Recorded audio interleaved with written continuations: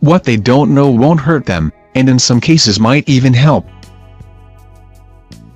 Sometimes a little white lie to avoid hurt feelings is fine. For example, if you just couldn't resist watching the next episode of your favorite show even though you said you'd wait, it's okay to pretend like you didn't watch it and then watch it again with them. Beth Sonnenberg, couples therapist in New Jersey.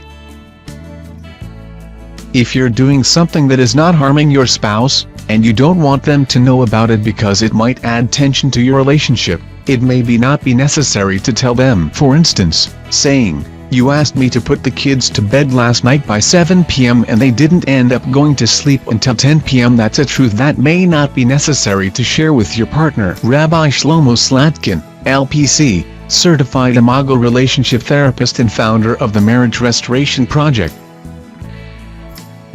Nobody okay. Most people loves their mother-in-law the way they love their own mother, or maybe even their dog. But she's an important person to your partner, and if you have to be honest about your feelings, then find a friend or a stranger to vent to. Do not criticize your mother-in-law, even if she slashes your tires. Separate your feelings about her from your feelings about her behavior. This isn't a person who falls under the category of honesty is the best policy. Your child's school teacher, sure. Your gardener, yes. Your mother-in-law, lie. No good will come from the truth if you hate her. Massini. When giving your partner a gift, it's fine, within limits, to not disclose how much the gift was you purchased. You want them to be able to enjoy the gift, not worry about how much you spent or feel guilty that you're spending money on them. Bruce Cameron, licensed professional counselor and executive coach practicing in Dallas, Texas. If your partner asks if you can see the results of their new workout program, the answer is always yes. You want them to keep exercising and feel positive about it, right? Besides, everyone is making progress in their workout regardless of whether it shows on the outside yet. Cameron. One occasion when it's okay to tell a little white lie is to derail the spark of what could possibly turn into a bigger argument or breakdown in communication. Affirm their point of view and let it go. For instance, say, "Honey, I hear you and I understand.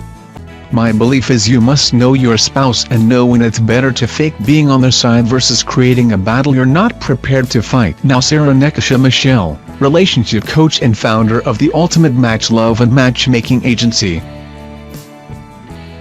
A little white lie is okay when it boosts the confidence and security of your partner. If you need to offer an honest criticism, sandwich it between two good things. For instance, "Honey, you look amazing and I bet you would really be a showstopper if you insert comment, but even if you don't, I love you and you always have my attention." Michelle.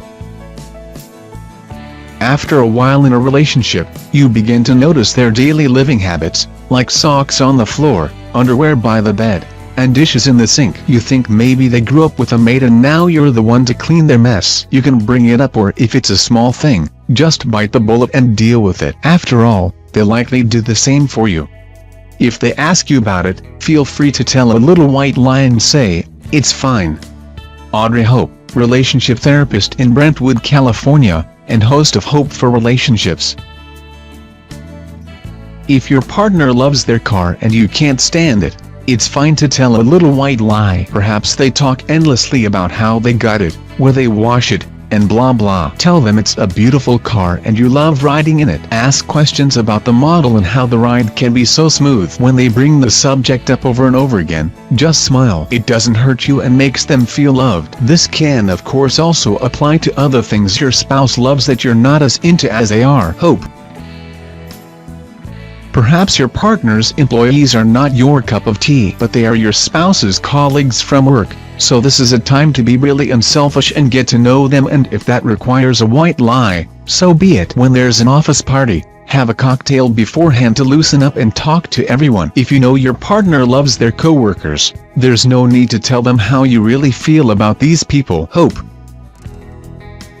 We need to be gentle and kind when it comes to our spouses. If a spouse is asking if they look fat, and they don't look their best, and is about to go on a job interview, the kindest thing to do is to help them select something that is professional and flattering. It's not the time to discuss weight. Saying something like "that outfit doesn't highlight your best features, why don't we try to find something more flattering?" is a good option. Helen Odesky, Ph.D., psychologist and author of Stop Anxiety from Stopping You.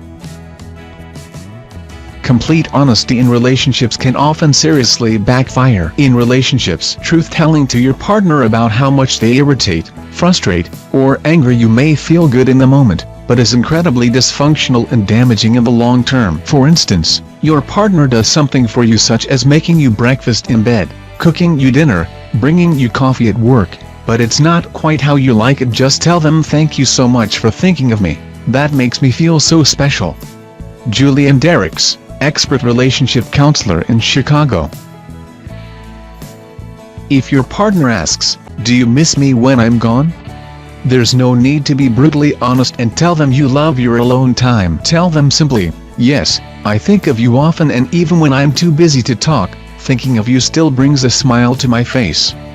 You might not actually think about them all the time, but if you really pay attention, you may just realize that when your partner comes to mind, it really does bring a smile to your face. Derricks. If the truth doesn't serve any purpose other than to make the person feel bad, it's okay to tell a white lie. For example, women never want to be told anything negative about their appearance, so it's a given that a husband should never tell his wife she looks fat in an outfit. And men don't want the truth from their wives nearly as much as they want their approval and acceptance. As Dale Carnegie wrote in his hugely popular book How to Win Friends and Influence People, 3/4 of the people you ever meet are hungry and thirsty for sympathy. Give it to them, and they will love you. Suzanne Venker, marriage expert, author of The Alpha Female's Guide to Men and Marriage.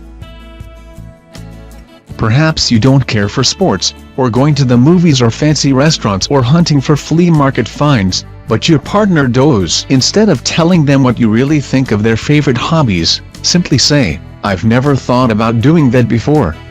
You can even add, "But it sounds like something you want to do, so I'll give it a try." Research shows that couples who allow each other to be influenced, taking opinions and feeling into account by each other in a healthy way, are happier overall. Derricks.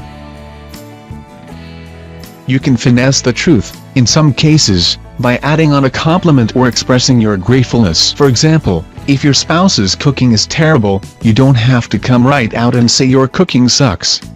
You can easily say instead, "Baby, thank you so much for always making sure we have home-cooked meals." If you'd like to go even further to make sure the cooking improves, you can also add, "And I would love to get in this kitchen with you to help you sometime," so you can make a few suggestions on possibly adding more seasoning or whatever the case may be. Taya Cunningham-Sumter, certified life and love coach, author, and blogger. Everyone makes mistakes, and when your spouse makes one, it's fine to tell a little white lie to help support them and not make them feel worse about what they've done. Instead of expressing your anger or frustration, you could say, "I know it was an accident and I'm good. Mistakes happen to the best of us." So even though you may be mad as hell, you don't always have to say it out loud. Cunningham-Sumter. Actually, forgetting your partner's birthday is not good, but telling her you forgot her birthday and taking her to a restaurant where all her friends are gathered to surprise her is an example of a good lie, as it's for the purpose of bringing joy into your partner's life. Louise Maimoni, MS, marriage and family therapist. Spouses may ask the other about previous exes and how they compare. Answering that your current partner is the best looking or most talented just reassures them of your love. They don't need to know that your previous main squeeze was a beauty contest winner or a male model. Patricia Bubush, licensed professional counselor and author of Successful Second Marriages. It's not necessary to share tidbits of your previous love life with your current partner. If they ask what kind of sexual partner your previous love was, tell them that they are the best lover you've ever had. If you want to improve an aspect of your love life, simply bring it up with your partner and leave your exes out of the conversation. Bubush.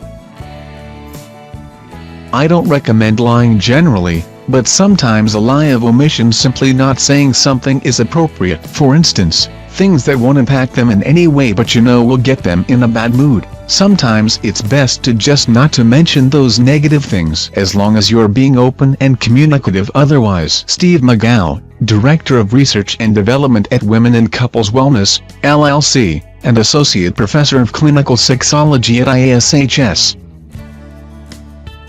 Not being truthful about new frivolous purchases are a common white line because it's harmless. Those new shoes aren't going to prevent that rent mortgage payment to be made. Instead, it acts as a protective buffer against overspending and maintains relationship harmony. It also allows you to retain your identity within the relationship, something that can get lost over time. Clarissa Silva, behavioral scientist and author of relationship blog You're Just a Dumbass. If your partner loves his mother's cooking but you're not a fan of it, it can be better to skim over the conversation or make general comments about how it's fine. This way, you're not lying, but you're not creating tension with your partner either. Samantha Daniels, relationship expert and founder of The Dating Lounge.